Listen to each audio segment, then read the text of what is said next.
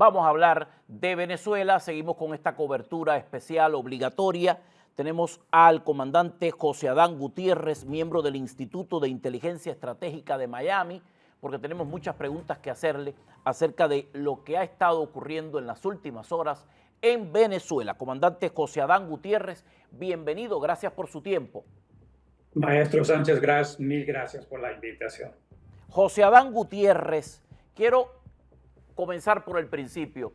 Lo primero que quiero escuchar es su valoración acerca de esta operación, de esta incursión por parte de nuestras tropas del Comando Delta dentro de Venezuela. ¿Cuál es su valoración ahora que han pasado unas horas, que se ha ido enfriando el teatro de operaciones, que hay mucha más evidencia, que hay mucha más información? ¿Cómo lo ve usted? Bueno, francamente, y no es por ostentar, es simplemente por observación y por experiencia. Nuestras fuerzas militares han ejecutado una acción brillante. Si uno se pone a pensar, como se está diciendo en todos los medios, la complejidad de esta operación con 150 plataformas aéreas y muchos otros elementos que vienen de por medio, se ha ejecutado de forma no solamente exitosa, sino que de una forma muy profesional. Es el resultado del entrenamiento que se les da a las Fuerzas Armadas de Estados Unidos y es ejecutado por el liderazgo que combina el fuego, ¿verdad? Y de una manera maestra. También quiero resaltar, porque fue mi primera especialidad en la Marina, mucha gente no se da cuenta que, como hemos dicho hace recientemente, el primer ruido de una guerra es el silencio, y eso significa la guerra electrónica, y que no muchos lo reconocen porque no se ve. Cuando empieza todo, se le deja completamente en oscuridad, en silencio, al enemigo, y es precisamente lo que pasó. Esto brindó un corredor de entrada protegido de plataformas muy vulnerables, como son los helicópteros que tienen que volar lentos y a baja altura. Y después, claro, las fuerzas especiales, las fuerzas Delta, ejecutaron la tarea final de arrestar a Maduro y a su esposa y llevárselos al buque anfibio Iwo Jima. Estamos viendo hoy algunas imágenes que se han filtrado en la que se ve cómo quedó el escenario de este enfrentamiento, el lugar donde estaba, por llamarlo de alguna manera, acorazado, entre comillas, Nicolás Maduro. Estamos viendo cómo quedaron los cuerpos de quienes le estaban defendiendo. ¿Podría usted describirnos cuál es el arsenal militar con el que cuenta un comando como el Comando Delta? ¿Con qué le dispararon a estos escoltas o cuerpos de seguridad? ¿Cuál fue el arsenal utilizado para esta operación? Sí, o sea, después de la protección que se les ofreció desde las plataformas aéreas y la guerra electrónica, obviamente ellos tienen sus propias armas, tanto armas que llevan automáticas en ciertos helicópteros, pero también las armas personales de ellos. Entonces, para llegar al punto de poder deslizarse de los helicópteros y llegar a la puerta, a la entrada donde estaba, fue una serie primero de misiles, ¿verdad?, que se detonaron en el área, y segundo, las armas personales de ellos que decimaron a cualquier oposición que se les presentó enfrente. También hay algo que la gente se ha estado preguntando. ¿Qué fue lo que hizo el ejército bolivariano para defenderse de esta incursión? Vemos una supremacía total por parte de los Estados Unidos. Eso estaba descontado.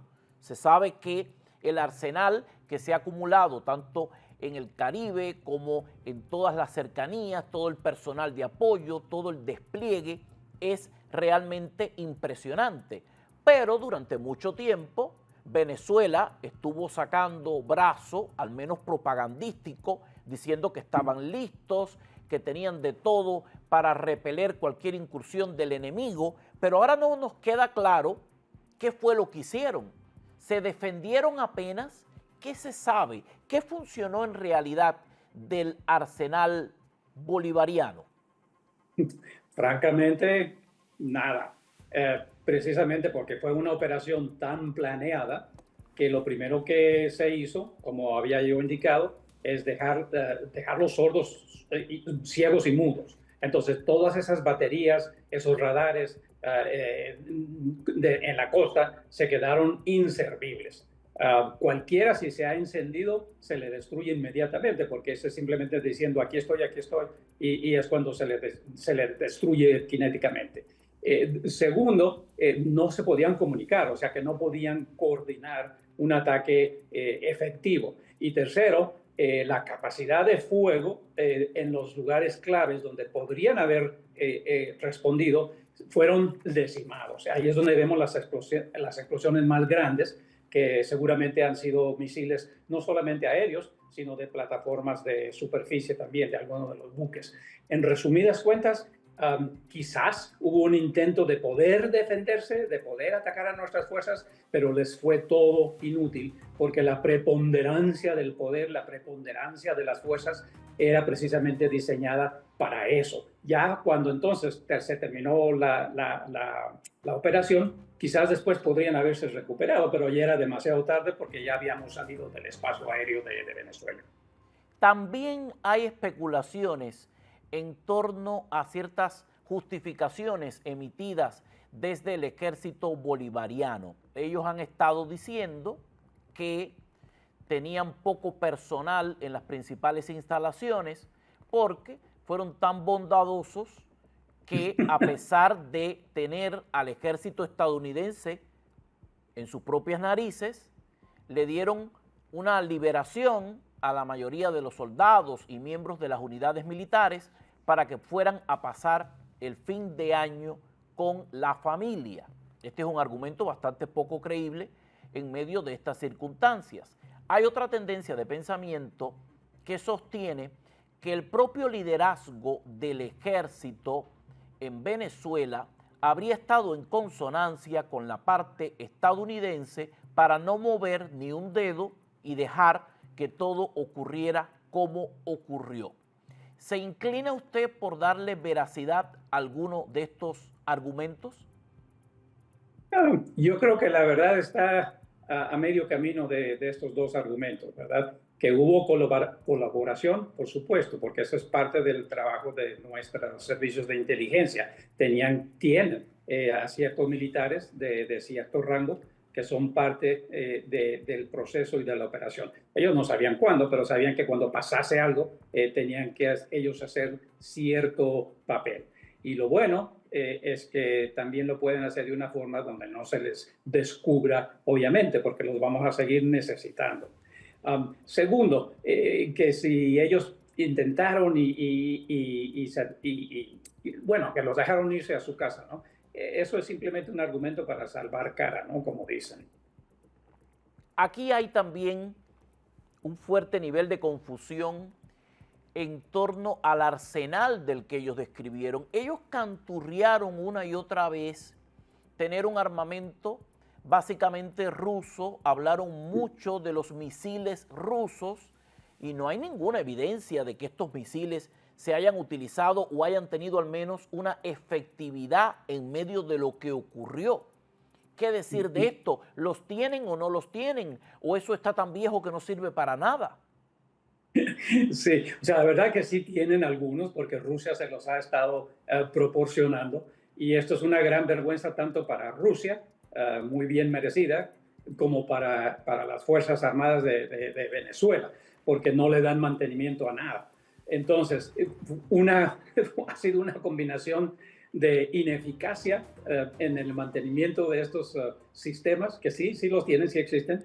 Y segundo, también en realidad es un sistema que Estados Unidos, las fuerzas de Estados Unidos conocen muy bien y están muy bien preparados para la defensa, empezando de nuevo con la guerra electrónica, que se pueden confundir, se pueden cegar los radares que van a reconocer a los invasores, ¿verdad? Y segundo, como no se pueden comunicar, se apagaron hasta las luces eléctricas, entonces quedaron completamente impotentes. Y esto es parte del plan de Estados Unidos, no es casualidad.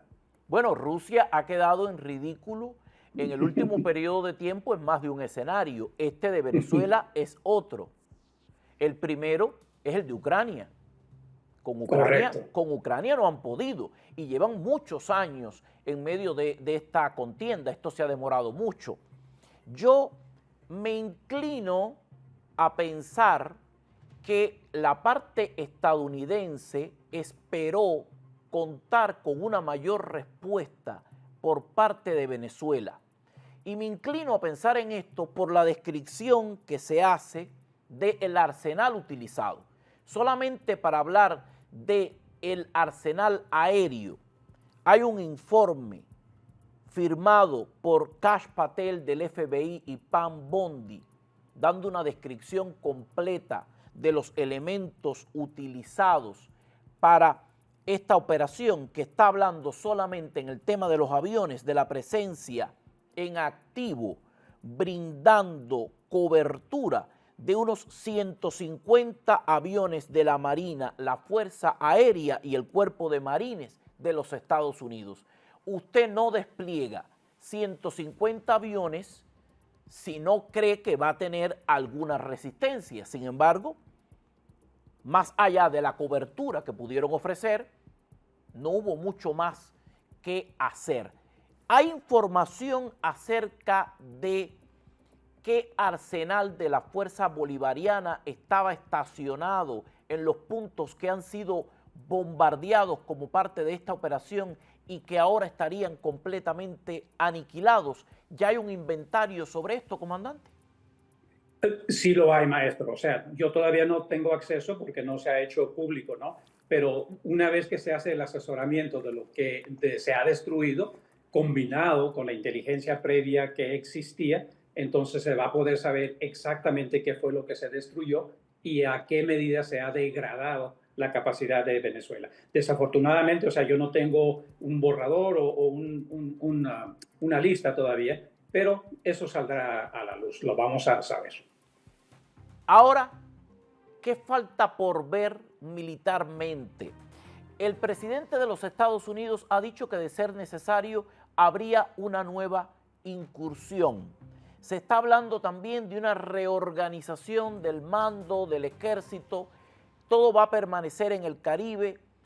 El tema de los petroleros interceptados, el tema de las narcolanchas, todo esto se mantiene igual como parte de este proceso de revisión y de lucha contra el narcotráfico. Militarmente, por parte de los Estados Unidos, según su experiencia, ¿cuál sería el siguiente paso? Sí, señor. O sea, las fuerzas tienen que quedarse en su lugar, ¿verdad? Porque todavía esto no ha terminado. Al contrario, es simplemente el principio. Yo creo que depende de la actuación de lo que queda del Cartel de los Soles en Caracas y cómo reaccionen a las instrucciones que se le estén dando de la Casa Blanca. Entonces se va a determinar si hay una operación más o dos operaciones más o las que sean necesarias, ¿no? Entonces, las fuerzas de Estados Unidos no puede degradarse de esa presencia.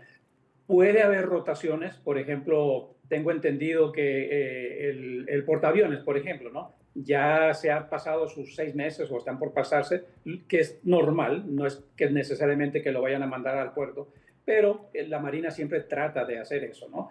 En ese caso, entonces primero se traería a otro portaaviones para que se integre a las fuerzas y luego mandarían al portaaviones Ford al puerto, que es Norfolk. Pero, y podríamos ver lo mismo en otros buques. Entonces, simplemente para que la prensa no reaccione, si ven que de repente 2 o 3 buques están saliendo, no es que los están descartando de las fuerzas, sino que están haciendo una rotación. Y cuidado, no estoy diciendo que va a pasar, pero te estoy diciendo que puede pasar, que vaya a haber rotaciones de unidades. El resto también igual. Las fuerzas especiales, los drones sobre todo y las plataformas independientes, todo queda en su lugar. Y como usted ha apuntado, maestro, es que ahora lo que hay que ver qué va a pasar en esta transición, ¿no? Porque solamente es un paso. Yo sé que nuestros hermanos venezolanos están muy desalentados viendo que no haya pasado inmediatamente la transición a la democracia. Es que es imposible, no se puede. Antes de que haya una transición política, porque no hay aquí una transición política, no es un partido haciendo transición con otro partido. Esta es una transición de un Estado fallido, de un Estado criminal, que hay que hacer esta transición estructuralmente. Y ese es el papel de los que quedan ahí del cartel de los soles, a que ejecuten ciertas medidas, ciertas decisiones, pero, y esta es la clave, que mantengan el orden en el país, que mantengan el orden en las calles y que eviten violencia.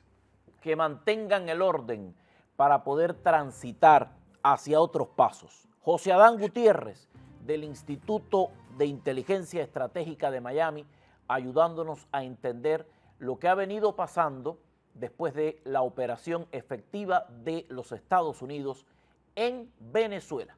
Un abrazo, le espero pronto, gracias por su tiempo. Gracias, maestro Sánchez, gracias. Hago una breve pausa, regreso enseguida.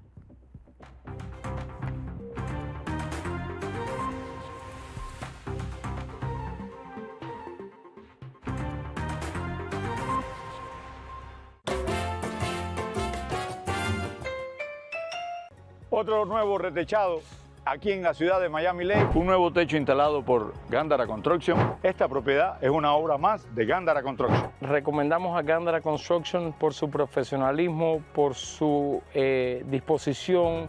Otro techo más construido por Gándara Construction. Estoy muy complacido con el trabajo que ha hecho William Gándara. Porque en Gándara Construction, tu sueño, nosotros lo construimos.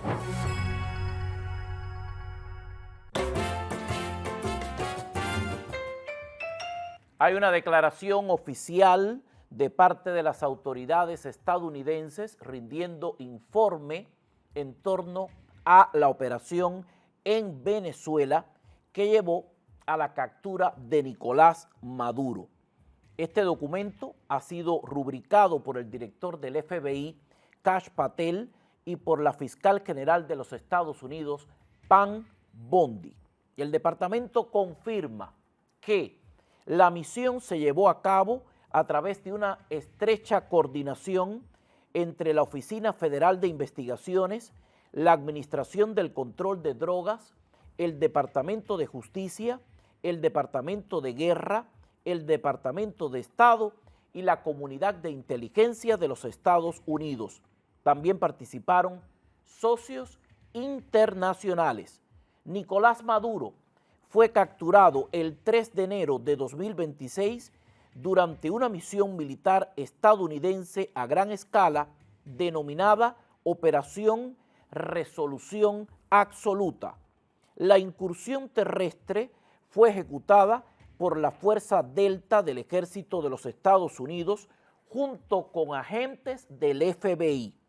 Más de 150 aviones de la Marina, la Fuerza Aérea y el Cuerpo de Marines de los Estados Unidos brindaron cobertura, desactivaron las fuerzas aéreas venezolanas y bloquearon la red eléctrica para apagar las luces en Caracas.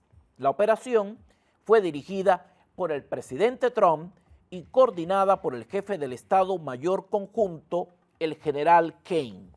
Maduro y su esposa, Cilia Flores, fueron capturados en su residencia dentro del complejo militar Fuerte Tiuna en Caracas. Trump describió el lugar como una fortaleza militar fuertemente fortificada. Maduro intentó llegar a una habitación segura de acero sólido, pero los operadores del Delta Force se abalanzaron sobre él antes de que pudiera cerrar la puerta. Según la declaración conjunta, la operación fue una compleja misión policial que requirió meses de coordinación, planificación detallada y ejecución fluida entre múltiples componentes del gobierno federal.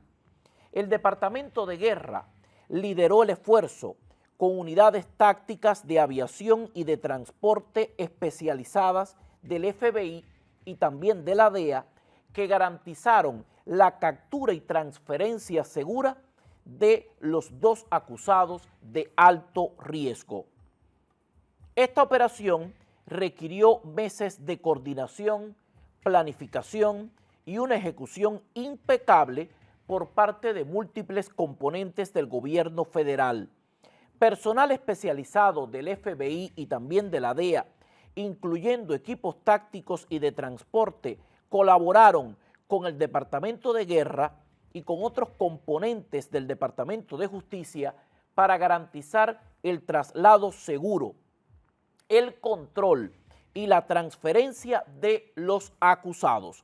La misión se llevó a cabo para apoyar un proceso penal en curso vinculado al tráfico de narcóticos a gran escala y delitos relacionados que han alimentado la violencia, que han desestabilizado la región y han contribuido directamente a la crisis de las drogas que se ha cobrado vidas estadounidenses.